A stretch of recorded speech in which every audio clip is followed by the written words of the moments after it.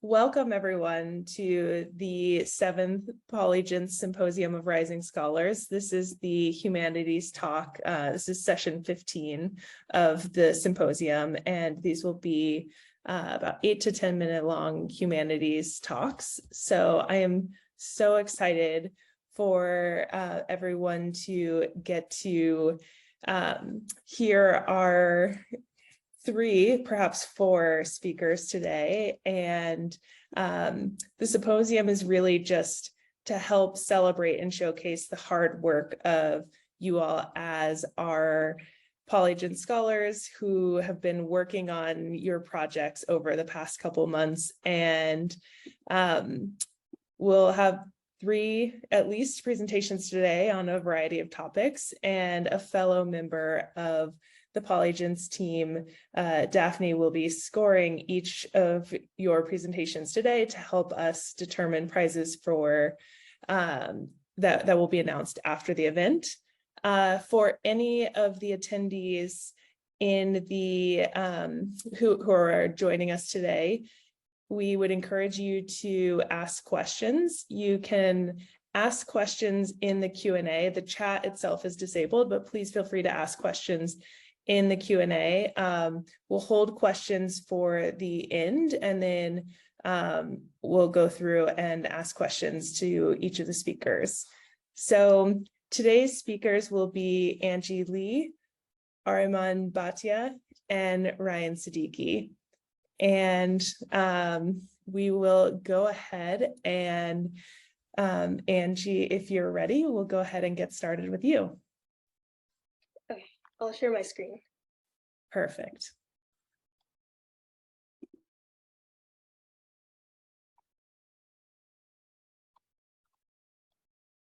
Are you able to see it?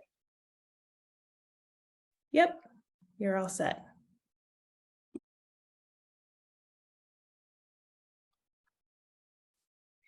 Hello, my name is Angie Lee, and today I will be sharing my project, Tune to Today, which I conducted under the guidance of my mentor, Natalie Miller. Music is more than just sound. From the person streaming their favorite song on Spotify, to a music psychologist interpreting EEG data, to a world-renowned violinist playing their favorite concerto, for coffee at number 2, obviously. Music is present in every aspect of life.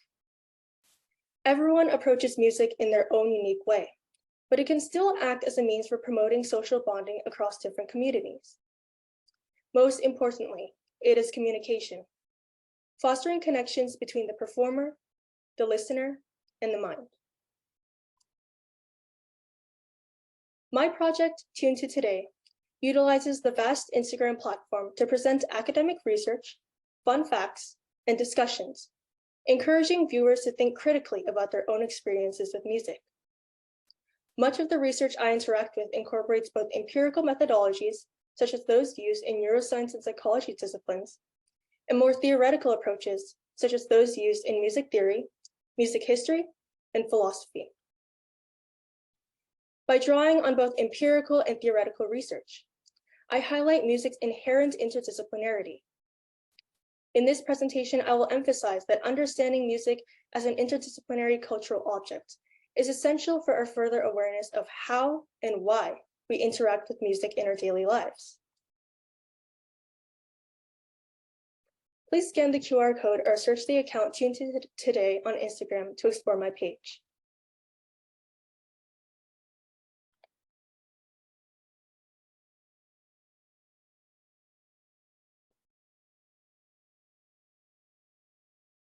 By presenting empirical evidence, my page bridges music, psychology, and neuroscience. How does music affect the brain and the body? How does the brain respond to musical stimuli? Empirical research provides us answers. One study by Rodriguez et al., for example, investigates the effects of learning an instrument on neuroplasticity, analyzing both EEG and MRI data. A different study by Ferraro K. investigates the effects of music and various sounds on stress levels via a standardized psychosocial stress test. These studies are great examples of how research can draw upon empirical data to answer questions regarding how music affects us as humans. I translate this literature into bite-sized units for my informative Instagram posts. 5 ways music can reduce stress and anxiety is a post that receives significant attention and audience engagement. This subject is one of the central points of this page that encourage viewers to utilize music to benefit their mental health. By observing trends in engagements and interactions with the posts, I cater to a wider audience by prioritizing subjects with high engagement. Another post that received greater attention is 3 Steps to Music Meditation, which presents a way to personalize meditation using one's own favorite music. This process of translating empirical research on music into smaller bite-sized posts encourages engagements and reflection by my Instagram audience. In this way, I work toward my overarching goal of encouraging people to reflect on how they use music in their daily lives. In the following section, I will discuss how historical and theoretical posts complement the research presented in my informative post to achieve similar goals.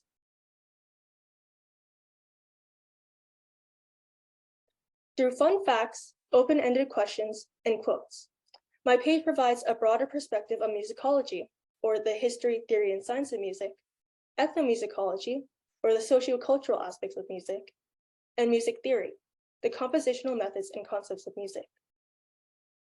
What will life be like without music? What is the oldest musical composition? How did music evolve to become what it is today?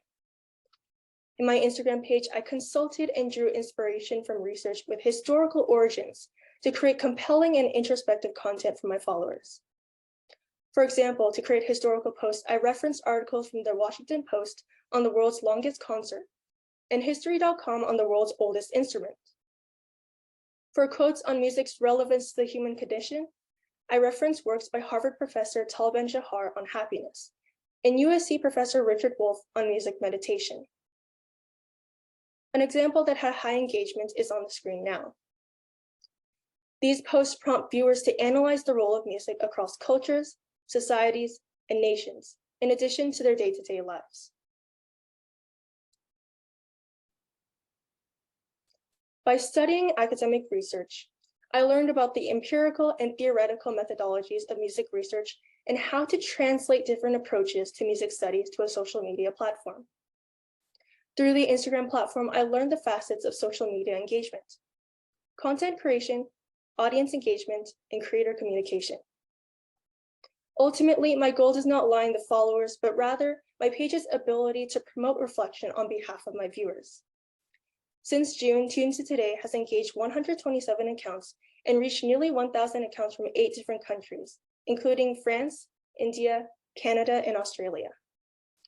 I want to continue to influence the passing viewers for even just a minute, encouraging them to make a conscious effort toward utilizing the power of music, whether it be listening to a personalized playlist to relieve stress or bonding with audience members at a concert. Why include so many different ways of researching and investigating music? The blend of empirical and historical musical methodologies allows music to shift their perspectives, fostering new connections between different disciplines within and outside of music. As we have seen in my example post, the balance of approaches and methodologies really achieve my goal. By bridging the various facets of music, my page encourages viewers to build their own bridges between previously unknown and seemingly unrelated connections between music and other disciplines. Taking a moment to tune into how we engage with music plants a seed in the mind that grows to enlighten the mind, body, and soul. Thank you.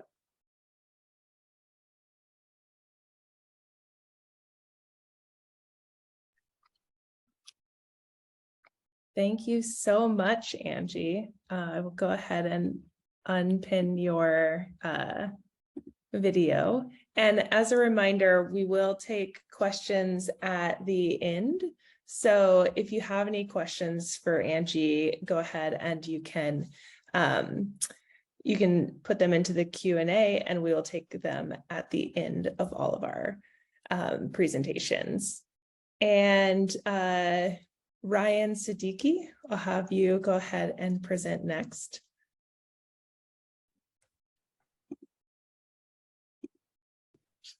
some reason, it's not letting me start my video. I don't know. Let me do something about that for you. Okay.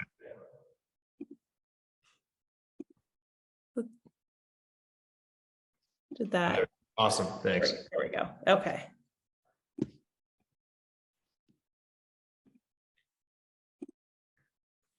All right. Is everyone ready?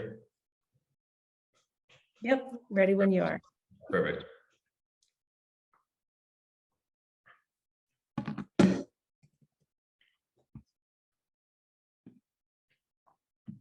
Hi, my name is Ryyan Siddiqi, and I conducted research on how debate can lessen the educational inequalities for students across diverse socioeconomic backgrounds. So the first thing that I focused on is the problem, which is what's actually taking place that's creating these socioeconomic inequalities for education. And what I noticed is that it's directly education access and quality. So first off, there's a large economic disparity, or excuse me, education disparity. And this is a direct impact of socioeconomic status. So the first thing that we notice is that lower socioeconomic schools are under-resourced, and this has multiple impacts. First of which being the quality of teaching in itself. Now, the quality of teaching has an impact on GPA scores, but it also affects the actual level of learning that students in these lower end schools are going through. But we're also seeing this expand broader. So when we look at the national test scores, such as our ACT and SAT test scores, we'll see that students in these lower SES regions consistently do worse than those in more affluent regions. But finally, potentially the largest impact is the opportunity to take place in extracurricular activities. We'll see students who are in these other schools simply get to try new things on the constant, where students in lower schools simply don't get these opportunities. But on a larger scale, schools do not prioritize the right skills. They prioritize the wrong skills. Specifically in the status quo, there's a need to implement more public speaking based activities for two reasons. First, it's an essential communicative tool. And throughout this research, I'm going to justify to you why public speaking is needed, but also it's going to provide an educational competitive advantage. And you're going to see how public speaking expands into multiple advantages. Now, on the right, you're going to see a graph that shows directly how based on your socioeconomic status that affects the level of college you're going into. And on the right, you're going to see that the top quartile is getting into the highest end schools, or as opposed to the bottom quartile simply is having the most success in the lower schools. So how do we change this? Well, first, the problem is the economics. And education policymakers may doubt two things. First, they may doubt the feasibility of implementing debate across diverse public schools, but also they may doubt the practicality. But with that being said, there's now an economic solution. Governmental funding. We'll see that because of the rise of COVID-19, there's been a rise of Zoom education as well and Zoom schooling. But what this has led to is the implementation of COVID relief packages. Specifically, research defines that over $190 billion nationally has actually been transferred to public schools, specifically lower in public schools across the nation. And this is going to have one large benefit, which is that it's going to give these lower SES schools social mobility. So now what can these lower schools do? Now, not only do they have the opportunity to implement extracurricular activities, but also students in all these schools are going to have the opportunity to engage in new activities, the ideas and the opportunity to explore and find out who they are, and more importantly, what they want to be and who they want to be in the future. Now, what are the actual reasons to implement debate programs? Because even if there's an economic solution, you may still say, what's debate actually going to do for our students? Well, the first thing we're going to see is academic benefits. So directly through taking part in debate, you're going to see students have increased reading abilities. So through research and preparation for debate rounds, students are going to see their reading proficiency increase by up to 25%, which is going to have a direct increase in their intellect. But then if we go back to the first page, where he talked about how students in these lower SES regions are struggling to be successful in national test scores, we'll see how students who get involved in debate directly have higher national test scores when compared to students who don't take part in debate. But we'll also see in the classroom, students are more successful. They'll have a GPA boost. So specifically, there was a study conducted in the Minnesota region that tested debaters as opposed to non-debaters. And what we found was debaters had a 0.4% higher GPA as opposed to those non-debaters. And to extend, they also had more success in getting into the colleges they desired. So what this ultimately shows is how through taking part in debate, not only are you more successful in the classroom, but that ultimately expands to potentially living a better life and being more successful in your college desires. And the third thing it reflects through academic and benefits is you're going to actually see a greater college consistency. So there was another study conducted in Chicago. It was in a low SES region where they tested the public school system. And what they noticed was that debating students had a 70% chance more likely to graduate as opposed to non-debating students. And what this reflects is with increased graduations rates, there's better attendance. And overall, what all this is showing is how debaters have simply increased college acceptance. And by expanding this program into these lower income regions, we believe we can give students in those areas a greater opportunity to succeed. Now, the former US Secretary of Education, Arden Dunn, also put his views on debate. He believes that debate is a great equalizer for minority academic achievement from low-income regions. Specifically, though, he argues that the experience of competing on a debate team boosts your college readiness, but more so, your chance to succeed in life. Now, I'd like to make clear that through this research, my goal isn't simply just to help students from these lower regions to get into higher level colleges, but it truly is, how can we change their preemptive circumstances? How can we finally give these students the opportunities that they may not receive in the status quo? How can we take that next step and allow them to have more opportunities? So with that being said, one of the larger benefits of debate is you're going to see interpersonal improvements. So what does that exactly mean? So first, you're going to see increases in students' confidence. So through things like communication, students consistently have to face the daunting task of public speaking and debate. They have to go on a podium by themselves, talk about academic level material in front of a very large crowd of people. And this is directly working on their public speaking skills. And this will have three main benefits. First, you'll see that these students, they're going to become more composed. But also, you're going to see that they're going to improve their time management skills. And mainly, they're going to become more influential, which will transcend into the workforce. When students have the ability to be leaders and they have the ability to mobilize the masses, that's when they'll truly have the most success. Now, you'll also see, because the status quo with the rise of social media, debate enforces real world interaction, which means that students now, they aren't as engaged with each other as they used to be before. But debate students don't have this problem. They're consistently forced to work with others and have to engage with people in a real world situation, which will also lead to more benefits in the future. Now, on the other side, we have to look at how debate protects students. We'll see that debate directly limits high-risk behaviors. It was also found in a study that through high-risk behaviors, extracurricular activities, specifically like debate, help students prevent themselves from getting involved in these things for two reasons. First is students are going to be academically disciplined. They're going to be occupied with their academics, and they're also going to be prioritizing them. But second is students actually mature as they get involved in debate, because they learn to put their preferences and priorities above things that may cause them harm. So things such as drug use, early alcohol, or early sex, all these things are going to be limited because students are now fully involved in an extracurricular program like debate. But also, you're going to see that students develop a global competency, which is the idea that they understand the real world and how things connect. So through engagement with research of politics, economics, technology, and culture, students develop a whole understanding of diplomatic relations and how the world connects on a large scale. Now, leadership qualities. So the main thing about debate is that we're teaching students to be innovators. For example, in the school system, students are taught to memorize information. They're taught to read a book, learn what the book says, write it down on a test. This isn't going to get the student anywhere in the real world, because what takes place in the real world is you have to be an innovator. You have to find solutions. In a debate round, nothing is guaranteed and nothing is consistent. You'll see that every round changes based on the debaters involved, and you have to have the ability to come up with new arguments, new solutions, and new references during the round. Now, what this innovation allows students to do is the ability to pursue and the ability to be leaders in adapting changing environment. But students also develop a communicative adroitness in debate, which is the ability to lead a diverse set of people. And communication is a critical soft skill that currently simply isn't prioritized in our school system. And also, considering that EQ is now becoming more important than IQ throughout the world, we'll see that students have another competitive advantage to get into the workforce positions that they desire. And finally, you'll see a more politically active demographic if we engage more students in debate. You'll see that debate promotes a changing voting culture. And for example, over 60% of Congress is currently involved in debate. You'll see that through involving more students in debate, we'll see a changing demographic in the voting culture, and you see more students who can get away from things such as party line voting, and we go back to voting for why things really matter and their true reasons. So finally, why do I care about debate? Well, I have 7 years of debate experience, and personally, I reaped so many benefits of debate. First of all, my academic grades have directly improved. My GPA and test scores have gone up directly because of debate. Also, my speaking ability. I'm a stronger speaker now than I used to be, but I'm also more methodical and captivating when I speak. I know how to speak and I know why to speak a certain way. But finally, and most importantly, debate has given me the courage to pursue other interests. So I become involved in my school's leader program. I've gone involved in school leadership. I've become president of clubs in my school, and I've also become politically active within my area.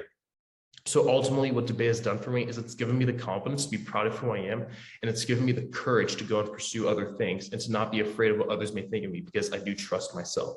So ultimately, I want to implement debate programs into more schools because it gives more students the opportunity to succeed at what I know will help them. So I want to thank you for listening, but my last remarks are that I hope you guys agree with me that we should implement more debate programs, but nothing is really going to change until we get our educational policymakers involved.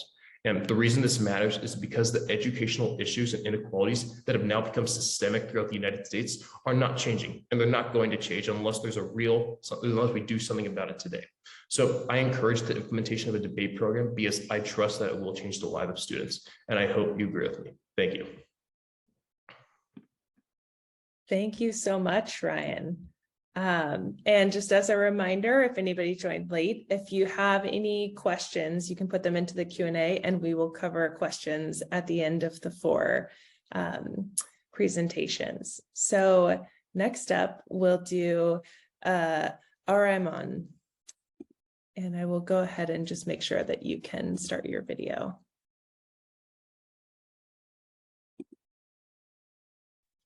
Yeah. Can you hear me fine? Yep, we can hear you.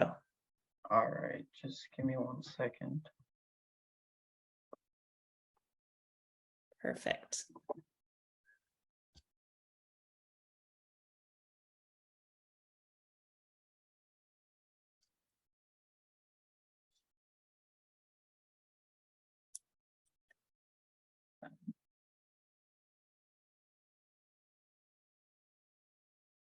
All right, hello everyone. My name is Aryaman Bhatia, and my project, I did research on what factors are the determinants of academic performance in high school students.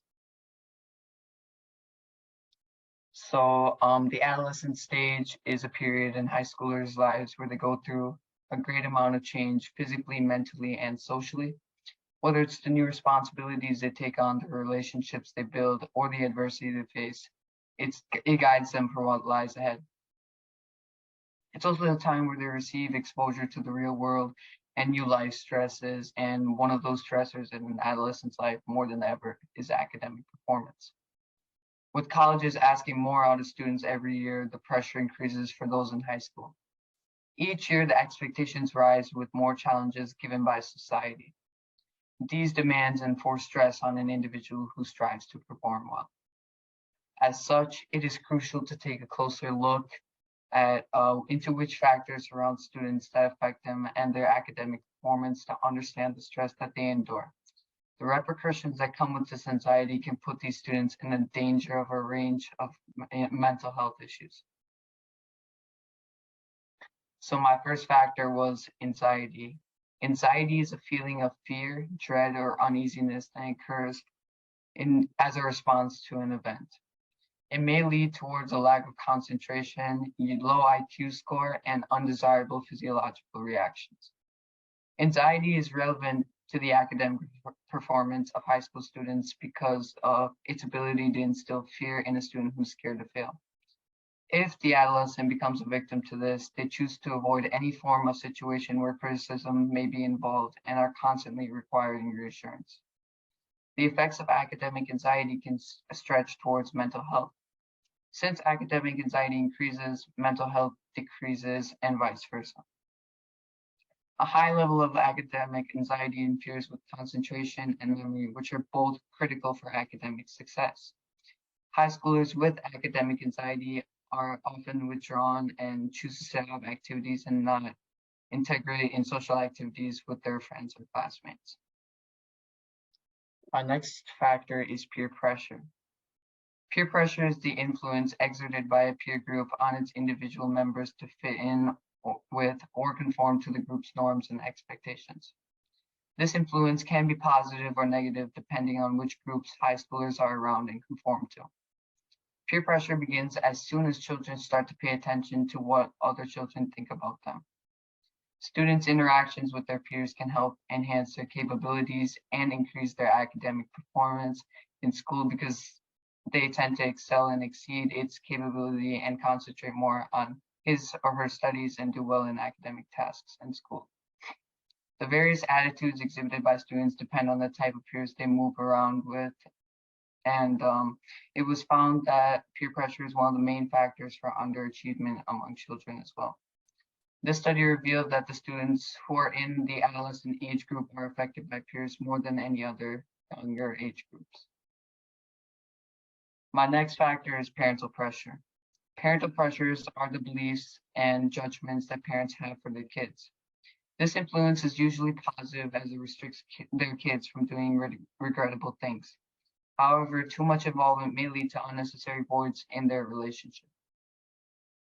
There are three types of parenting styles: authoritarian, authoritative, and permissive. Parents who practice authoritarian are more demanding and less understanding. Authoritative is more understanding but demand in certain situations. And permissive is completely negligent and take no part in disciplining their children. Authoritative parenting seems to help and benefit the child most as it gives them warmth and comfort and knows when to discipline them for their mistakes. Parental expectations have been found to play a critical role in children's academic success. For example, students whose parents hold higher expectations receive higher grades and achieve higher scores on standardized tests, and persist longer in school than those whose parents hold relatively low expectations. My next factor is socioeconomic status, and socioeconomic status is the social standing or class of an individual or group. There has been little attention paid to show how socioeconomic status interact to affect educational achievement. The higher students' socioeconomic status, the higher her or his educational achievement. It is generally believed that children from a high and middle socioeconomic status parents are better exposed to a learning environment at home because of the provision and availability of extra learning facilities. Well-educated parents ensure their children's future earnings by providing them a favorable learning environment, better education, and good jobs. My next factor is academic procrastination, and that is the act of postponing or delaying something. Constant change in environment, academic activities, and increasing demands for self-management can bring a lot of stress that can cause you to be tired and push your homework to another day. Another cause which triggers laziness and academic procrastination is the importance of the task. As a deadline comes due, it gets harder for a student to refuse to do work. Hence, many students get down to solving tasks just before the deadline. A little bit of laziness can be positive because fear of failure can not only limit the student's ambitions, but can also stimulate a more diligent activity which can improve the quality of education. Students' consistency in education can be achieved by changing the way their training materials are delivered, such as dividing large tasks into smaller but interconnected components. My last factor is self-efficacy. Self-efficacy is the individual's belief in his or her capacity to execute behaviors necessary to produce specific performance attainments. Self-efficacy reflects confidence in the ability to exert control over one's own motivation, behavior, and social environment. People with a high self-efficacy are able to plan effectively and successfully in completion to a task. It has been argued that accomplishments at the adolescent age and positive well-being require an optimistic sense of personal efficacy. Students with a higher self-efficacy believe they can achieve a higher grade on a test as compared to students with a lower self-efficacy.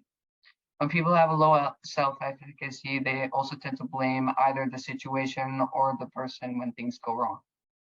And to help self-efficacy, motivational messages from teachers are the best.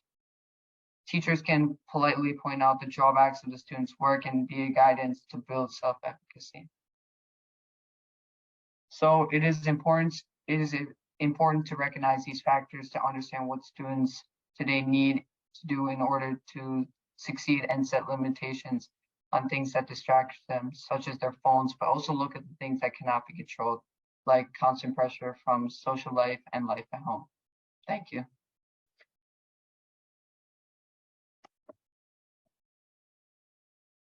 Thank you, Aryaman. And let me go ahead and unpin you. And just as a reminder, if you have any questions, feel free to put them into the Q&A. But But first, we will move to our final presentation, Abhinav Shanbhag. And let me go ahead and your video.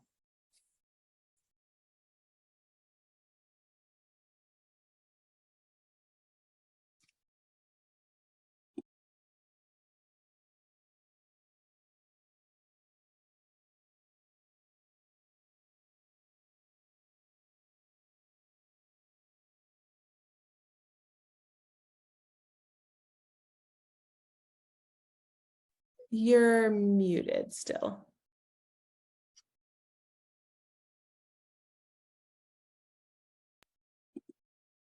Sorry, it wasn't letting me unmute. Hi, my name is Abhinav Shanbhag. Today, I'll be talking about financial literacy and financial exclusion. So first, let's look at what financial exclusion really is. It refers to people who are denied access to common and integral financial services, such as traditional bank accounts, savings accounts, loans, credit, and more. So the importance of financial literacy and inclusion. So there's an increasing awareness of paying mortgages, paying off student loans, planning for retirement, and managing investment accounts. However, the problem occurs that the awareness of the importance of financial literacy and financial inclusion is growing over time. However, financial literacy rates are not matching that growth, and that's what I'm going to be talking about today. So the Council for Economic Education evaluated students' understanding of and adults' understanding of basic economics concepts in 2005 in a survey, and they found that around 3,500 US adults and 2,200 students in grades 9 to 12 completed the survey, and the survey was an economics quiz to measure financial literacy. However, the problem occurs when we have students with ages and adults with ages 18 to 34, all the way up to 50 to 64, get really low scores, and they end up getting around 17% or 18% get A's and B's, while we have a overwhelming amount, around 28% to 30% getting F's, and these results are very disappointing. So this means that a lot of adults are learning financial concepts through experience and failure rather than learning through financial education programs in high school. They learn about credit card debt through racking up high credit card debt. They learn about taxes through penalties they incur from filing taxes wrong. What this means is there hasn't been significant change in financial literacy rates. Financial education isn't very effective, and nonprofits, the government, and businesses need to reevaluate their policies and initiatives to improve financial literacy. Next, let's look at the demographics of those who are most at risk for being unbanked or financially illiterate. This is a national financial capability survey done in 2009. So a lot of the demographic groups that are getting lower scores are those with lower education, females, and African Americans and Hispanics. As you can see on the left, this is a financial literacy index, which is average scores on a financial literacy test out of 5. As you can see, females, those with lower than high school education, and certain demographic, certain races are more vulnerable at getting, are more likely to get lower scores. Now imagine someone with multiple of these demographics. For example, an African-American female with lower education, what this ends up happening is they are very vulnerable to being financially illiterate or unbanked. Next, let's look at unbanked rates. So this is a 2019 survey by the FDIC. As you can see here, Blacks are 6 times more likely than whites to be unbanked. And if that is surprising, those with a family income lower than 15,000 are 50 times more likely than those with an income of at least 75,000 to be unbanked. So minority unbanked rates are improving, but it's still very significantly lower than unbanked rates of white Americans. As you can see here in the difference, although there's a small difference and unbanked rates are going lower and lower, there's not very significant change, which is what I'll be addressing in this presentation. So let's look at the causes of being unbanked or financially illiterate. This is a Federal Reserve Board survey of consumer finances in 2010. And the biggest reason for not having a bank account was that they had no reason to save. For example, a lot of families are paycheck to paycheck or living paycheck to paycheck and do not have any time to save. And also they're thinking about the future risk, the present. So they have to think about their survival right now rather than saving money for the future. And this ends up, this is really disastrous for a lot of families. They also have a need for immediate access to funds. And the risks of this loss or theft when they keep these funds as cash in their house, there's a lot of risks for loss or theft, and that is overshadowed by this need for immediate access to funds. So an unbanked resident from Denver stated that I wish I could have money to handle. I don't have any. What I'm learning about myself is that I'm really trying to survive. Right now, I'm not working as much because of the economy, so I'm having a really hard time. Next, let's look at alternative financial services. And so what ends up happening here is a lot of unbanked residents do not want bank accounts because their needs are met by alternative financial services. As you can see, the underbanked and unbanked, as highlighted here, have around 54.6% of them use reloaded prepaid cards. And so there's very high percentages using alternative financial services. Let's look at welfare and levers. So a study by Eden and Lyon talked about how the employment opportunities and avenues for growth were cut off for those with low financial assets. Poverty is either a cause or symptom of turning to AFS. What this means is those in poverty are more likely to turn to alternative financial services, or those that are using alternative financial services because of the deceptive interest rates and the easy extension and the high fees are more likely to go into poverty. Welfare families have their finances taken care of, and so they really don't have much financial knowledge or experience to make those sound financial decisions because they have all of their finances taken care of. So this means that 50% of TANF adults are unbanked, which is temporary assistance for needy families. 50% of these families are unbanked.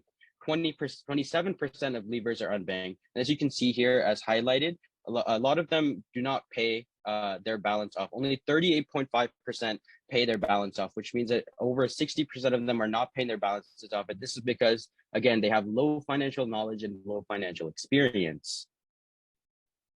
Let's look at the effects of being unbanked or financially illiterate for these families. So the alternative financial industry has seen tremendous growth. As you can see under number of transactions per year and annual gross revenue, that's $60 billion. That is a huge number. And this AFS industry is seeing tremendous growth because they are profiting on the poor.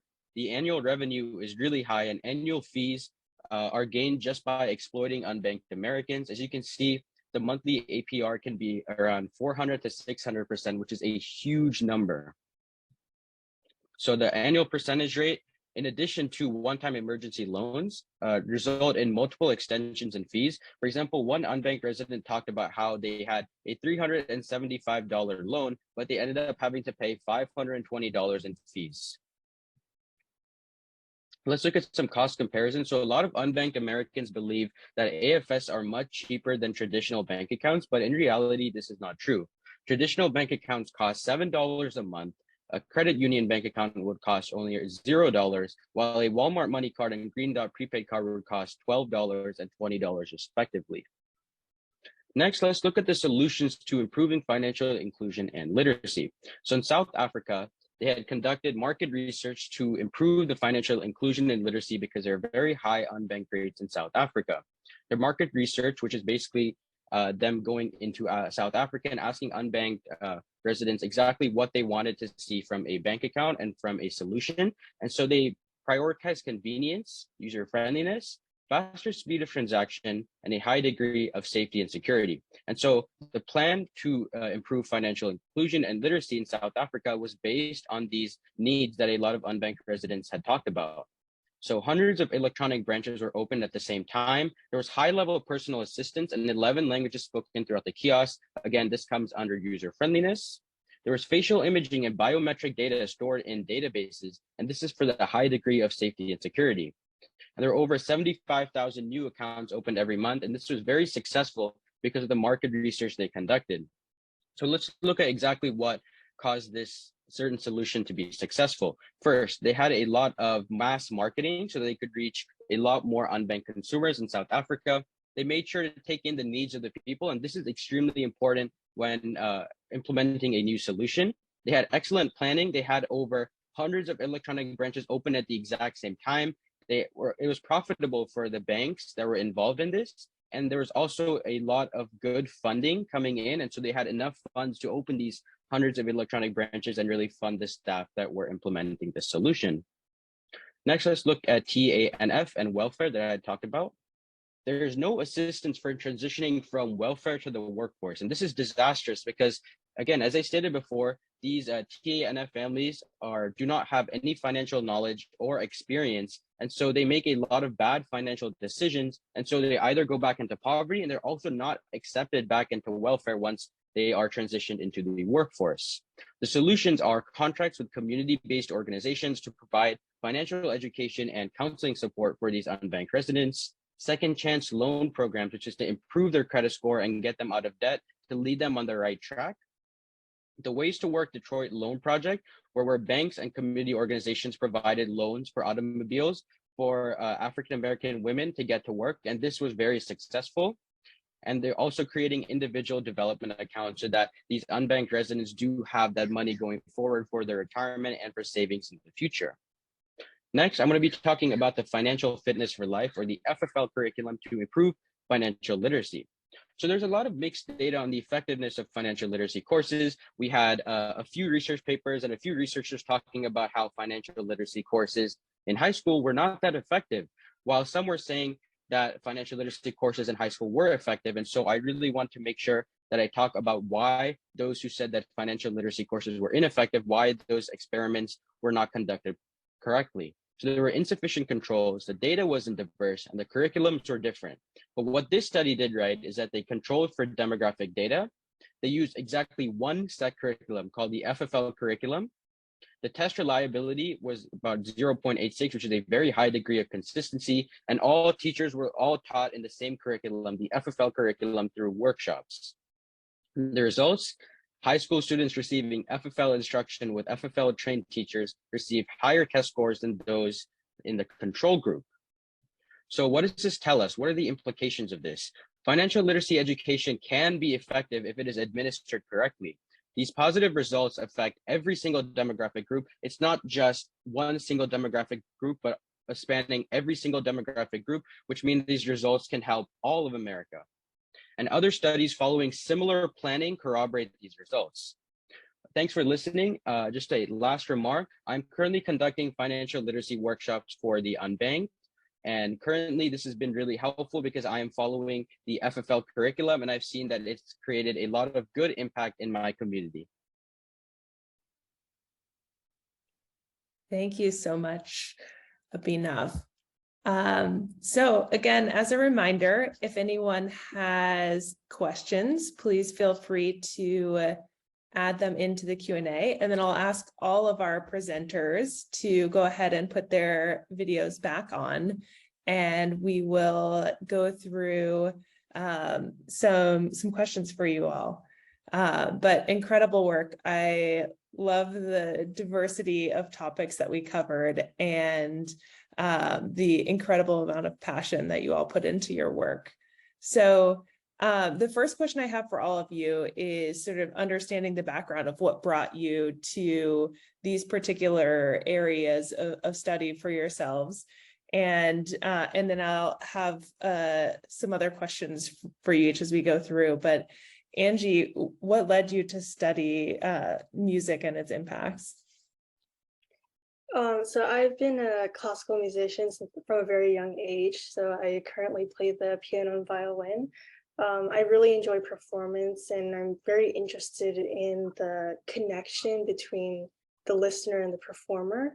And in the future, I want to study music cognition and musicology. So this project is kind of a stepping stone for my further education and career, and it was really nice to gain insight on this subject, and bridging all these different disciplines and realizing that music is not just one subject.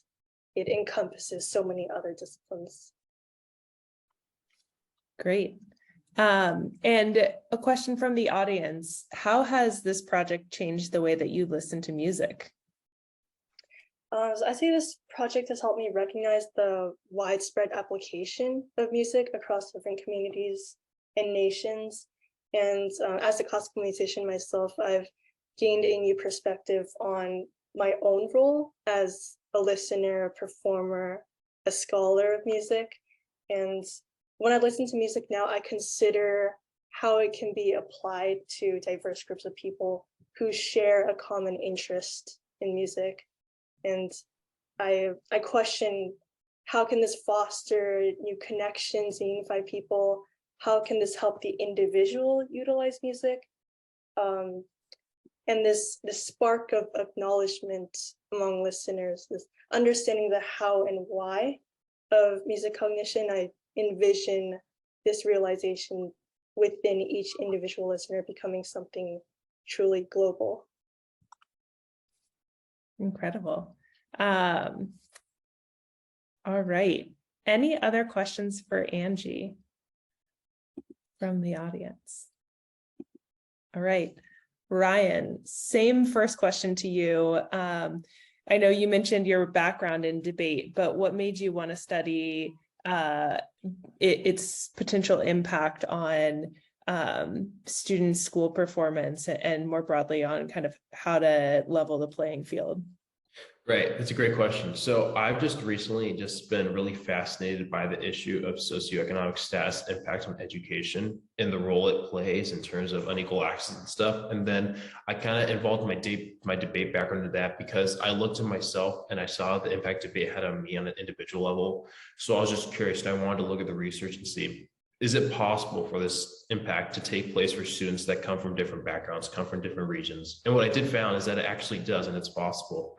So when I first found that out, that's kind of when I got in contact with Pauline Jensen. I'm like, I actually want to see what I can do with this research, if I can expand this research, what kind of impact can this actually have? And hopefully that's my goal, to make it have a long impact so people realize what debate can actually do for so many different students' lives. Got it. Yeah, that makes sense. And then a question from the crowd, which I think is sort of, do you think that the type of debate or what is being debated makes a difference in terms of its ability to impact? So current issues versus hypotheticals, the same style of debate or specific topics? Yeah, so that's a really interesting question. So something about debate is that there are a bunch of different styles of debate, which I didn't get into in my research. So for example, there's something like Lincoln Douglas, which is debate that's more philosophical based, more on like existential ideas of like what it represents. But then there's also something called world school debate, which is more like real world applicable debate, which is like feasibility, practicality, why does this matter here, X, Y, Z. And I'd say from that standpoint, I would say that different debate formats do have an effect on the benefits of debate, but they all get back to the same idea of understanding political issues, global issues, understanding how they all connect. They also all come from a background of having to research and develop a nuanced argumentation basis. So all the benefits from public speaking, becoming a better researcher, a better reader, becoming more determined and having a stronger work ethic, all those benefits are still there. And then for the second part of that question, which is hypothetical versus real-based debates, I'd say the benefit of debate isn't just debating once, but it's more so over time. When you develop a course and you consistently go to tournaments, then you start to benefit. Because, for example, talking about hypothetical versus real world, that's part of the benefit. They're getting such a diverse set of topics. So, for example, one day you may be talking about the political situations going on, for example, in Russia and Ukraine. But then the next week, you could be talking about space colonization on a global scale and how that plays an effect on all the countries. So it's that vast array of data and information that you're learning that really builds really strong students, which is what we're looking to do with this debate research. Great. Yeah, I think the breadth of what you can debate is hugely impactful in terms of challenging people to think about a wider range of topics. Aryaman, so same first question for you. What sort of sparked your project research and your interest there? Yeah, so my freshman year of high school, I took a AP psychology course, and I was really fascinated with it, mind, cognition, and like we looked at anxiety, peer pressures, all that stuff. We were kind of wrapped in a bunch. And like, as you guys all know, going into high school, your friends group change and all of that kind of becomes different. And my old friend group really was really academic, really academic oriented. And really getting into high school, they were more worried about getting good grades, and they kind of became distant. So, and that's what really led me to start my research on this. Got it. And then you mentioned a lot of different factors in terms of what impacts students' performance. Do you have an understanding from your research on what has the highest influence, or do you have any sort of instincts from your research on what are the most important to control or to try to influence? Yeah, so I think anxiety is definitely up there for everybody. And yeah, I just get nervous going into a test. And I think that that was one of the most important ones. And I think the rest are also equally important too. But yeah, all those things are really important too. You got to take those things into consideration when you're looking at how our world is changing. You know, colleges are becoming more they want more stuff out of you. They want you to volunteer, they want you to get good grades, they want you to do this. There's so many more things that you have to do now to get into a good college that it really puts stress and anxiety, and then those other things come into play after anxiety. So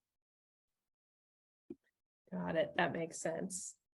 And then Abhinav, same first question for you. So what got you interested in financial literacy and specifically looking at kind of impact for unbanked people? So I've lived in India for 4 to 5 years, and there was a lot of poverty where I came from. You know, if you're driving down the street, you could see people living in like horrible living conditions, and a lot of people were in poverty.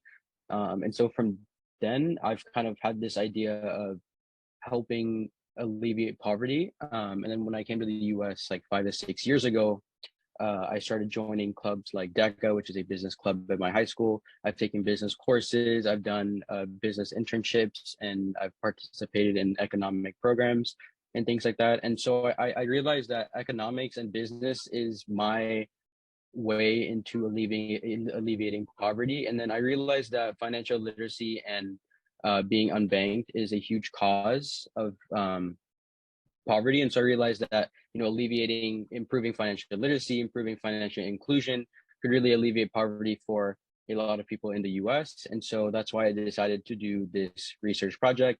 In addition to that, I'm using this research project as foundational knowledge for financial literacy workshops that I am currently conducting around the Bay Area. Got it. And you mentioned kind of in some of the solutions that are possible, like community organizations and some amount of government regulation. I'm curious, what role do you think for-profit institutions and banks have to play? And what do you think it requires to ensure that it's not predatory in terms of how they choose to interact with the unbanked? So in my research paper, I talked about a three-pronged attack. I think it's really important because banks or those for-profit institutions are the ones that can create products for the unbanked.